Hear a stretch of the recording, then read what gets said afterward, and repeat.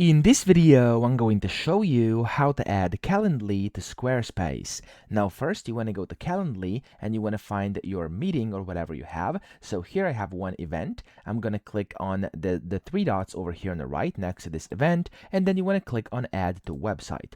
Now the quickest way is to simply use this inline embed. So I'm going to click on that, and then I'm going to press Continue. And of course here you have like a bunch of different customization options. I'm just going to click on the copy code over here, and it's going to copy this code. Then you want to go to your Squarespace, your site, and then you want to click on the edit button. I have a blank one over here just to show you clearly how to do it. Then you want to click on add block and you want to search for code.